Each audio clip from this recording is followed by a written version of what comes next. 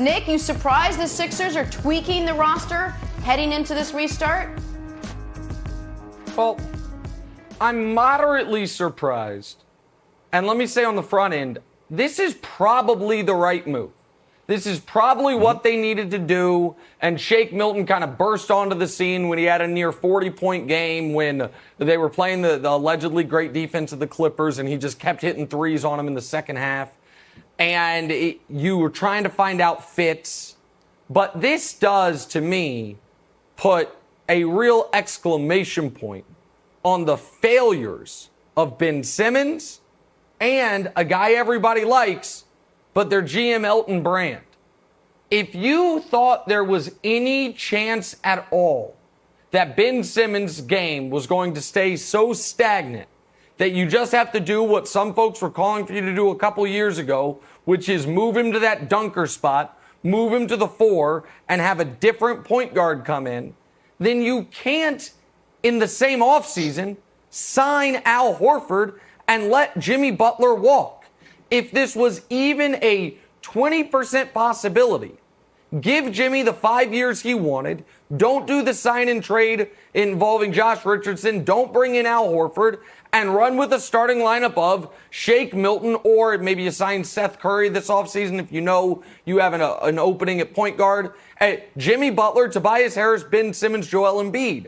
But now they're in a spot, Broussard, where they have 4 guys on max or near max contracts, and you can never, there can't be a single minute played where they're all 4 on the court at the same time if Ben's now going to be your power forward.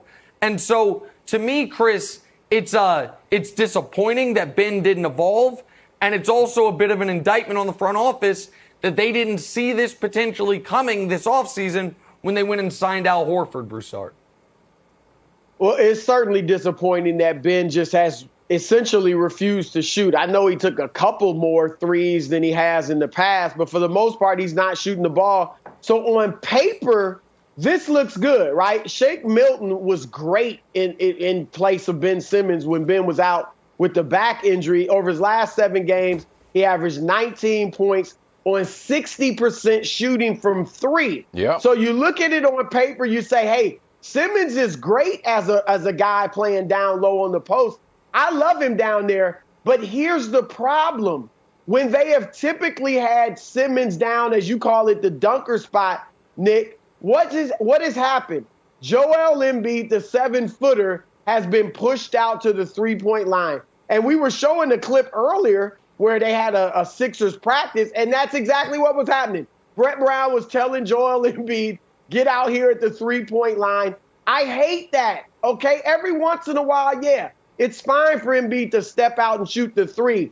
But if he's at a steady diet of being at the 3-point line, he might as well be 6'4" instead of 7 feet tall. You nullify his greatest strength, which is he's probably the best big man down low scorer that we have left in the league.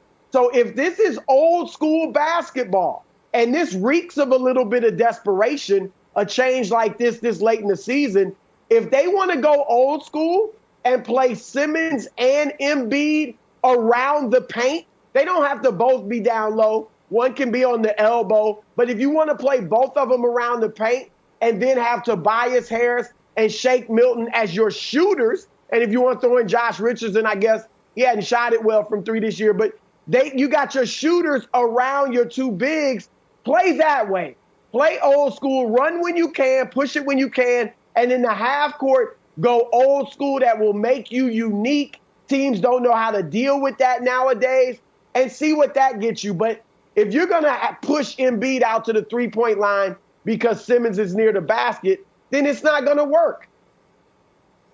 I thought it was interesting that you said it reeks of desperation, because that's what I kind of feel like too, but I think this is the right move. We all know that the Sixers are like a car with duct tape on the window. If you've ever had that, Nick, I know you grew up with beautiful cars, but if you ever had to put some duct tape on your window, it works surprisingly well. But you know it's not the long-term solution. And I think Shake could work. We saw him hang 39 on the Clippers and Patrick Beverley, where I promised I would never say a negative thing about Patrick Beverley, but he did put 39 on the Clippers. He hit 13 straight threes over 3 games.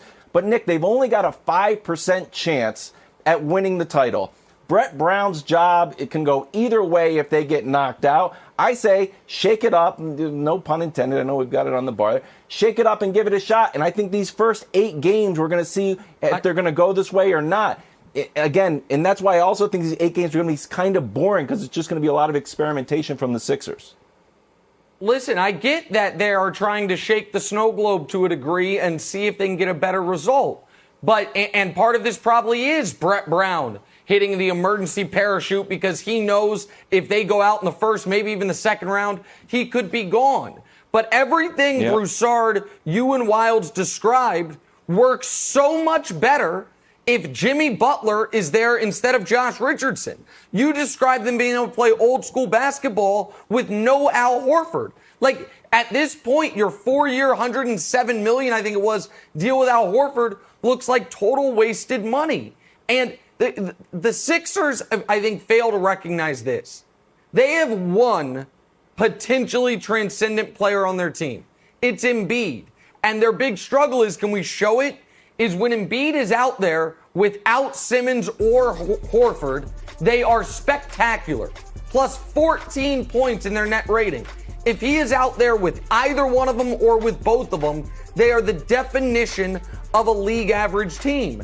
And I think part of that is because when he is out there without either one of them, to Broussard's point, he is down on the block doing what he is built to do. When he's out there with Horford, he breaks away from the rim more. When he's out there with Simmons, if Simmons isn't playing out on top of the key, he breaks away from the rim more. So I understand why Philly is trying to press this emergency button, but you would like the franchise to have had some foresight this summer, know that this was a possibility, not bring in another big if there was a chance Ben Simmons was going to be moved to that power forward spot, Jenna.